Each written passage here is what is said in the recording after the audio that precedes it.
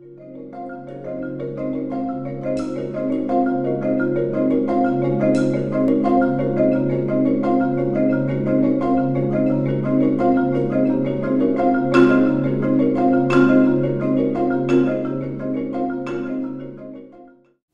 Baillet, bonsoir. Bonsoir.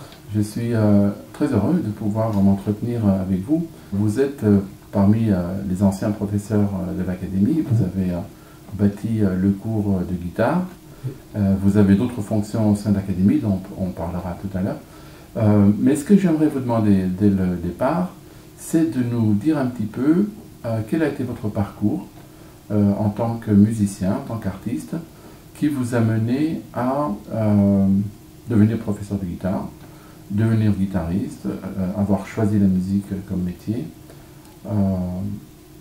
et donc de consacrer finalement votre vie à la musique et à la pédagogie de la musique. Le parcours a été très simple.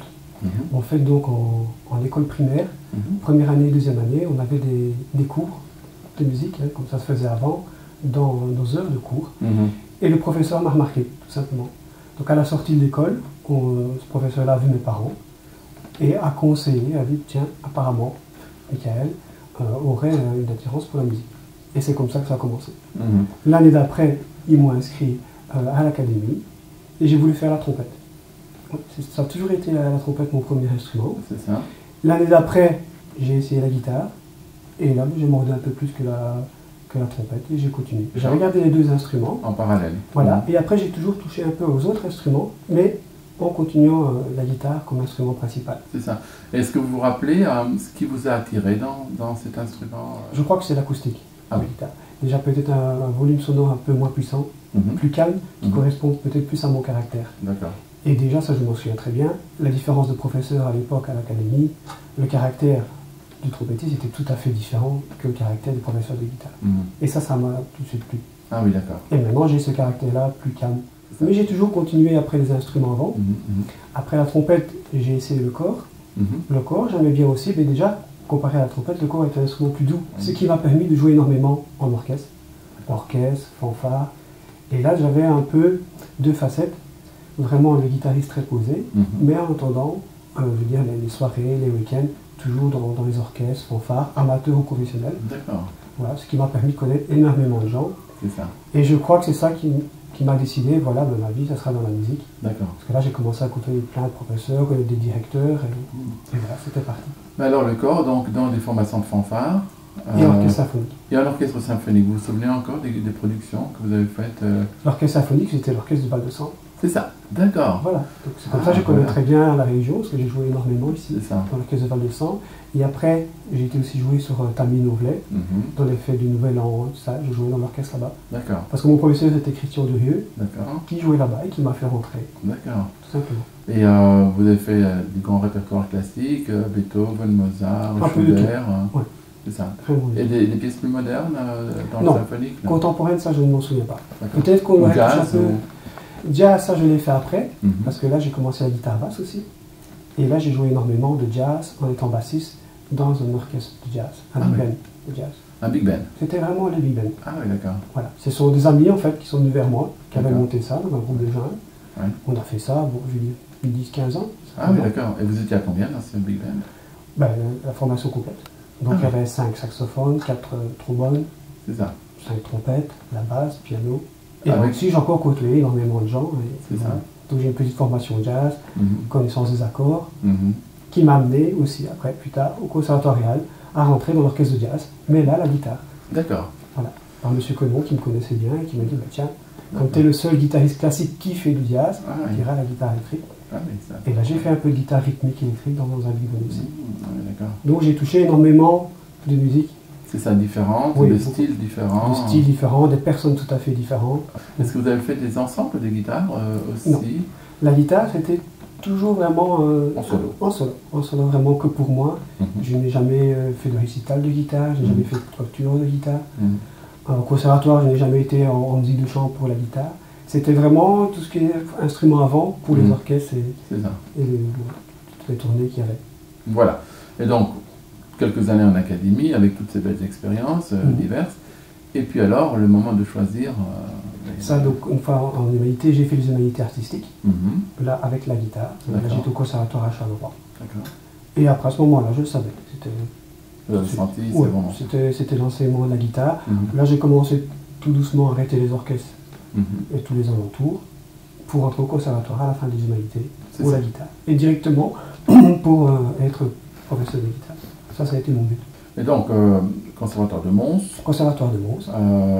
C'était encore la période des premiers prix. C'est ça. Ou c'était déjà les masters? Non. Donc, je suis quasiment un des derniers au niveau des premiers prix guitare. D'accord. Donc là, j'ai tout suivi. Donc, j'ai fait les cours d'histoire de la musique. Je n'ai pas eu le premier prix d'histoire de la musique. J'ai pas été jusque-là, mais j'ai fait les deuxième années. En harmonie, j'ai aussi fait 2-3 ans, mais sans aller jusqu'au niveau premier prix. Mais j'ai quand même été un peu plus loin. Dès que j'ai eu mon diplôme de premier prix de guitare, l'année après, je faisais la méthodologie de la guitare avec la psychologie. Et j'étais déjà en intérim en académie. C'est ça, donc comment ça s'est passé très vite? Voilà, très vite. Là, c'était un temps plein en académie en intérim pour un professeur qui devait accoucher, tout simplement. Qui ne se passait pas trop bien. Donc, j'ai presque fait l'année scolaire. Complète. Ah, oui, d'accord. Et j'ai fait mes stages tout en étant titulaire du cours. C'est ça, donc comme baptême du feu, je veux dire, directement, et puis alors une charge complète. Et une charge complète. D'accord. Et l'année après, donc à la fin de l'année, donc là, bon, j'ai réussi la méthodologie, tous les cours, donc j'ai eu mon diplôme d'aptitude, et en 95, vous me téléphonez, je rentre ici. Voilà. Et quelques mois après, je rentre à l'Académie de Fontaine-l'Évêque.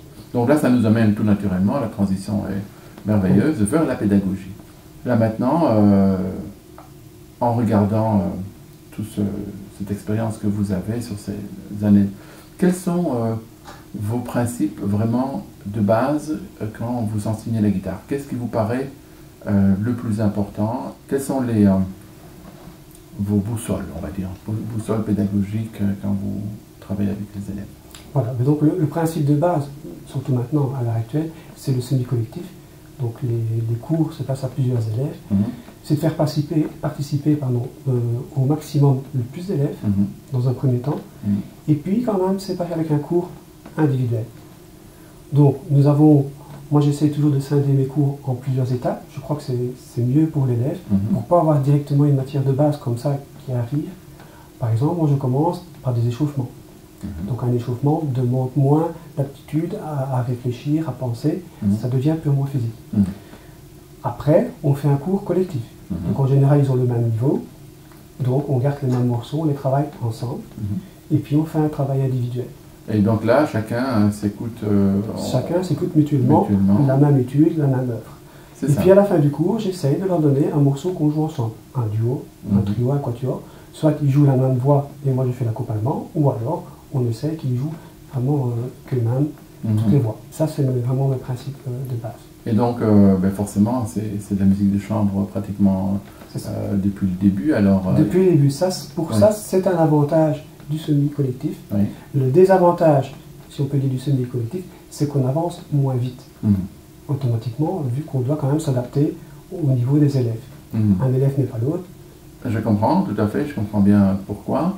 Maintenant, juste une question, est-ce que sur la longueur, sur les 10 ans d'évolution d'un guitariste, le fait d'avoir été un petit peu plus lentement pour attendre les autres, parce qu'il y en a qui sont moins rapides, etc., il n'y a pas, si on veut quand même se faire l'avocat du diable, on va dire, chercher le bénéfice, il n'y a pas une maturité, un mûrissement, comment dire, qui vient du fait d'avoir observé des collègues qui avançaient moins bien, d'avoir pris le temps de voir en profondeur des choses qu'on aurait peut-être survolées parce qu'on est doué, parce que ça marche et parce qu'on avance. Est-ce qu'il n'y a pas finalement sur la longueur, on rattrape un petit peu ce temps perdu? C'est pas votre expérience? Vraiment alors dans le haut niveau, je veux dire au niveau de la formation, ça je ne pense pas. Peut-être qu'au niveau de qualification. C'est ça, on peut récupérer on pourrait récupérer ce temps-là. Parce que automatiquement, au niveau qualification, ils sont moins.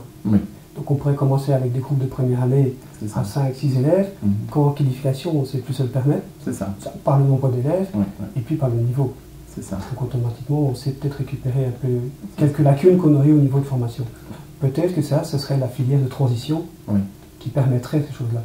D'avoir du semi-collectif, filière formation, qualification, et en transition, avoir vraiment là, des cours individuels. Ça, je crois que ça pourrait être un bon compromis dans le système. Effectivement, il y a des académies qui organisent des cours de transition, mais nous, dans une académie comme celle de Farciennes, qui est relativement petite académie, même si on a beaucoup d'élèves et qu'on les adore et qu'on veut le mieux pour eux, on n'a pas les moyens d'organiser la transition. Alors, c'est quoi la transition? Pour ceux qui ne le savent pas, ben, c'est un petit peu le pré-professionnel. On travaille dans le sens d'aller plus tard au conservatoire. Donc voilà, ça pour nous à Farciennes, c'est pour l'instant en tout cas pas pensable. Voilà, et alors ce qui se passe pour nous dans notre cas, c'est que moi j'ai beaucoup d'élèves ici à l'Académie de Farciennes. Une fois qu'ils arrivent à un certain niveau, ils vont en humanité artistique. Voilà. Donc là, ils ne savent plus suivre ici parce que nous on ne travaille pas avec une école qui le pratique. Ils partent sur Charleroi, sur le conservatoire de Charleroi. Et donc quelque part, on perd nos bons élèves. Je pense que ça s'est passé 2 ou 3 fois. Oui, c'est quand même. Maintenant, ça peut avoir du bon. Parce que les élèves qui sont présentés au conservatoire de Charleroi ont réussi sans problème. C'est des élèves très très bien formés. Donc, il n'y a pas de honte à avoir. Voilà. C'est toujours bien ce que je leur ai dit. Vous venez de ma part, vous venez du cours ici de guitare à Farciennes. Et je pense qu'ils sont très bien acceptés. Donc, quelque part, on va dire leur vouloir, voilà, c'est ça, leur vouloir rejaillit sur l'académie et sur Farciennes. De toute façon, parce que je crois que maintenant, dès qu'ils entendent « Ah, tu viens de Farciennes », normalement, il n'y aura pas de problème. Il y a un a priori plutôt favorable. Plutôt favorable, ça je pense. On est vraiment ravis de l'entendre. Ah oui, ça fait plaisir. Mais ça, on ne peut pas en être fier. Enfin, moi, j'en suis fier. Dès qu'il y a un élève qui m'a dit « Écoutez, l'année prochaine, je ne viens plus », je dis, écoute, il n'y a pas de problème, on va bien préparer ton répertoire. Voilà. Et je savais qu'il n'y aurait aucun souci. Et comme de fait. Je suis heureux de l'apprendre, donc que cette belle réputation de l'académie, ben, on a œuvré pour, on a travaillé, ben, ça fait 19 ans que vous travaillez à ça, moi ça fait un petit peu plus, c'est juste 1 an de plus. Oui, donc, un peu. Donc voilà, on récolte un petit peu les fruits de notre travail. Alors, donc là on parlait guitare classique. Et puis, vous enseignez aussi autre chose. Vous enseignez la guitare d'accompagnement. Alors ça, c'est un petit peu différent. Vous pouvez nous expliquer un petit peu en quoi consiste la guitare d'accompagnement? Un cours d'accompagnement est déjà différent par rapport au cours de guitare classique au niveau de la lecture. Une lecture en guitare classique se lit tout à fait normalement sur une portée, avec une note, qu'un cours d'accompagnement va se lire sur des grilles d'accords. Ça, c'est tout à fait différent. Là, c'est vraiment, ce n'est plus un cours semi-collectif, c'est vraiment le cours collectif, là où ils jouent toujours ensemble. Ça, c'est la grande différence avec le cours classique. Et comme son nom le porte, le cours d'accompagnement, là, on se permet d'accompagner des mélodies, d'accompagner d'autres musiciens, ou d'accompagner sur un support de CD ou d'ordinateur. C'est un chiffrage, on ne se plus de notes, donc là, on voit les conventions avec les lettres, qui est différent du solfège, je veux dire, pur. Ça, le ABCD, anglais.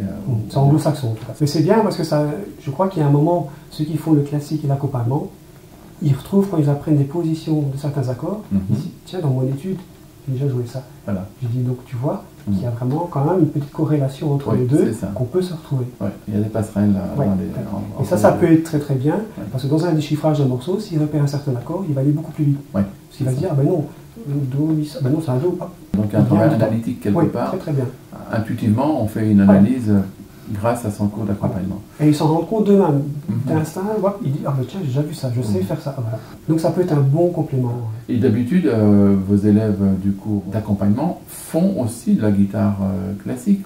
90% des... La grande majorité. En général, ils commencent par le classique parce que fatalement, commencer par l'accompagnement, c'est très difficile parce qu'il faut mettre plusieurs doigts en même temps. 2-3 ans de pratique avant, c'est bien. Et en général, c'est ce qui se passe. D'accord. Puis ça les ouvre aussi à d'autres horizons. Comme moi, j'ai un peu connu avec les orchestres de jazz que j'ai fait, ça m'a ouvert. Parce que ça a été une lacune, je trouve, au conservatoire. Moi, j'ai eu la chance que j'ai fait, comme je participais à l'ensemble de jazz du conservatoire, donc j'ai fait les accords. Mais je me souviens très bien qu'il y avait des guitaristes, ils avaient peut-être un très très bon niveau musicalement, une technique incroyable, mais ils ne savaient pas faire un enchaînement, Do, La mineur, Sol, ils ne savaient pas. Comment on fait un G, un A, ils ne savaient pas du tout. Ça, c'était peut-être une lacune du conservatoire. Et là, peut-être vos années d'études d'harmonie ont peut-être aidé aussi. Oui, parce que là, je le comprends. Voilà. Quand ils me demandent, tiens, la septième, ça veut dire quoi? Ben voilà, c'est bien, on ajoute une septième, donc moi, j'essaie d'expliquer tout ce complément. Donc, ça a été vraiment une passion, la musique, de tout complémenter. Voilà, c'est un petit peu un puzzle, un petit peu d'harmonie, un petit peu de guitare d'accompagnement, les accords, le jazz, etc. Ça fait une espèce d'univers. assez concluant. Je trouve que oui, ça fait un tout.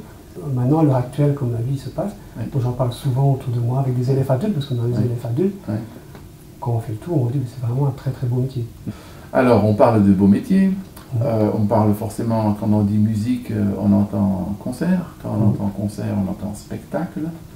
Et quand on entend spectacle, on entend la scène, on entend un jeu de lumière, etc. Et à l'académie, vous avez aussi une fonction, et ça c'est peut-être une autre passion dont vous allez peut-être me parler, une fonction de, on va dire, spécialiste de régie de scène. Parce que bon, venir sur une scène, jouer un morceau de guitare, de piano, c'est bien. Après, avoir un jeu de lumière, avoir de la musique qui vient par derrière, avoir un jeu de rideau qui s'ouvre et qui se referme, c'est mieux, parce que ça met un petit peu en évidence ce qui se passe sur la scène. Et on a pris depuis quelques années le pli de ne plus faire de spectacle, on va dire, classique, ou simplement un enchaînement d'auditions d'élèves, mais quelque chose d'un petit peu plus étoffé, plus fourni, au niveau justement des jets de lumière, de tout ce qui est régie de scène. Est-ce que vous pourriez nous en dire un petit peu d'où vous vient cette passion et comment est-ce que vous la gérez? La passion, elle est venue un peu comme tout jeune adolescent. Faire le disjockey, c'était très bien. Ça marchait très bien, donc c'est comme ça que j'ai commencé. J'ai animé énormément en tant que disjockey, même au conservatoire. J'ai fait les 3 conservatoires, Liège, Bruxelles et Mons. Donc j'ai été animé les Saintes-Cécile. Et puis aussi, avec l'âge, on mûrit. Et j'ai abandonné un peu ce côté-là pour me consacrer vraiment à la régie du spectacle, qui me plaisait toujours mieux d'être peut-être un peu à l'arrière d'une scène que vraiment sur scène. C'est peut-être pour ça aussi que je n'ai jamais fait de récital de guitare. Voilà, c'est pas mon cheval de bataille. Voilà, j'aime bien mon instrument, j'aime bien le pratiquer dans l'enseignement, mais sans plus. Mais par contre, j'ai toujours pris beaucoup de plaisir à organiser des spectacles, à porter du matériel, à placer le matériel, à régler le matériel. Vraiment un travail de régisseur. Et puis je trouve que ça fait partie aussi du monde de la musique et c'est bien, ça me plaît beaucoup. C'est sûr que d'avoir un musicien qui s'occupe de tout l'aspect technique, il va avoir une autre sensibilité des choses, il va pouvoir comprendre quand il faut changer de couleur, quand il y a une autre atmosphère d'un morceau, on va changer de couleur, éventuellement dans le courant d'un morceau, changer parce qu'il y a une modulation musicale, moduler la lumière. Donc, ça m'a apporté beaucoup de bien, que je sois en plus professeur de guitare, en étant ingénieur du son ou éclairagiste. J'ai eu énormément de contacts grâce à ça. Et donc là maintenant, pour mener un petit peu à bien cette fonction de régisseur, vous faites appel à une équipe. Tout ça c'est très difficile, ça dépend maintenant de la taille du spectacle aussi. Il y a des régies qu'on sait faire tout seul, mais maintenant à notre niveau ici pour l'académie, ce n'est plus possible. Et ça je peux peut-être en profiter pour remercier les parents de leur implication dans le spectacle. Donc mes collaborateurs principaux sont souvent les parents élèves. Parce que collaborateur vraiment propre à moi, je n'ai pas. Moi, je suis vraiment indépendant et seul. Voilà. Mais travailler avec des parents au sein d'une école, moi je trouve ça très très bien. C'est vrai que depuis quelque temps, nous avons des parents fidèles qui viennent nous donner un coup de main, ou des élèves adultes qui viennent nous donner un coup de main et qui font vraiment cette équipe technique soudée, sans qui on ne pourrait pas fonctionner. C'est difficile à imaginer de faire sans eux. Voilà, et en plus, comme ils sont élèves ou parents d'élèves, ils connaissent aussi le monde de la musique, ils savent très très bien. Donc c'est vraiment un bon plus. C'est pas comme si on engageait quelqu'un d'extérieur qui viendrait juste faire son boulot. Là, c'est vraiment une implication. C'est des passionnés. Des passionnés, voilà. C'est vraiment des passionnés. Et alors au niveau relationnel, ce sont de très très bons souvenirs. Ça devient vraiment un plaisir. C'est vrai que d'une façon générale, on attend ce moment du spectacle de l'académie. On sent à partir du mois de décembre, janvier, quelque chose qui commence à mousser comme ça dans les esprits. Ah, attention, dans un mois, 2 mois, 3 mois, c'est le spectacle. Et donc, et c'est vrai que nos spectacles sont toujours très très bien suivis. On a facilement 450 personnes qui viennent. Public, Et le public est très content, apparemment, justement, cette formule qu'on a adoptée, avec en plus le cours d'histoire de la musique qui vient comment dire, agrémenter avec les œuvres de leurs commentaires. Ça fait... Ça, par contre, c'est très rare. En discutant, je veux dire, à droite à gauche avec des collègues, j'entends très peu.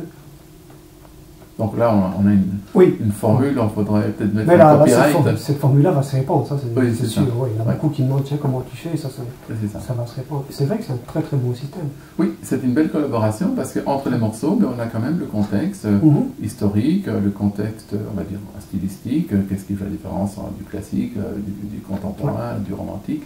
Et donc on a ce plus d'informations qui nous permet de mieux apprécier après ce qu'il y a sur la scène, parce qu'on sait, voilà, on connaît le compositeur. Ouais.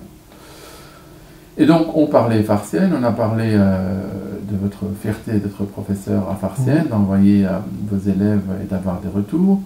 Et donc, ça fait 19 ans que vous travaillez à Farciennes. Vous êtes de la région, on va dire relativement de la région au niveau de là où vous habitez et là où vous avez grandi, mais pas tout à fait Farciennes. Et qu'est-ce que ça peut signifier pour vous de donner cours à Farciennes? Est-ce que vous voyez quelque chose de spécifique? Est-ce qu'il y a quelque chose... Qu'est-ce que ça vous apporte? Et qu'est-ce que ça signifie pour vous de donner cours dans une commune comme Farciennes? Oui, la commune de Farciennes, je l'ai toujours connue, parce que j'ai fait mes humanités à Châtelet. Ah d'accord. Voilà, donc, qui est vraiment pas loin. Oui. Et à l'époque, je ne sais pas maintenant s'il existe une athénée à Farciennes, je ne pense pas. Non, je pense pas. Mais il y avait beaucoup de Farciennois, j'avais beaucoup d'amis de Farciennes. D'accord. Donc automatiquement, je connais déjà la commune, je la connaissais vraiment bien. Avant de commencer à travailler? Avant de commencer à travailler. Parce que j'ai fait toutes mes humanités à Châtelet, donc automatiquement, je venais de temps en temps à Farciennes, beaucoup de Farciennois sur Châtelet, donc je n'ai jamais eu l'a priori, je connaissais la mentalité aussi des gens. Comme j'avais des amis, je connaissais leurs parents, donc automatiquement, je connais. C'est ça. Et puis il y avait M. Mondelier, qui était déjà ici à l'académie, qui était un ami à moi. Il y avait Mme Mac, qui était un ami à moi. Je connaissais déjà Barbara Remarque aussi. Ah oui, d'accord. Donc le corps professoral, en fait, vous veniez dans une espèce de grande famille, c'est ça. M. Coppel, je le connaissais bien aussi, nous étions amis, donc voilà. Donc pour moi, c'était pas du tout une inconnue. D'accord. À part monsieur le directeur. Voilà, que vous avez appris à découvrir plus tard. Oui, tout à fait. D'accord. Oui, mais la mentalité de Farciennes, je connaissais bien. Donc, je savais où je mettais les pieds. C'est ça. Très bien. Ben, nous, on est ravis que vous y ayez mis les pieds. Et donc, je voulais vous remercier déjà pour cette interview. Merci. Et puis, je voulais aussi vous remercier pour tout ce que vous avez fait pendant toutes ces années pour l'académie, en vous dévouant à vos élèves, en vous dévouant au spectacle. Et donc, voilà, bonne continuation en tout cas dans cette voie-là. On se retrouve pour le prochain spectacle de l'académie. Et donc là, je regarde nos spectateurs le 29 mars. Donc, bloquez ça tout de suite dans vos agendas. Et le thème de ce spectacle, je ne vous le donnerai pas, je vous le laisse en surprise. Vous le découvrirez. En tout cas, merci beaucoup, M. Baillet, pour cette interview. Merci. Bonne fin de soirée. Bonsoir.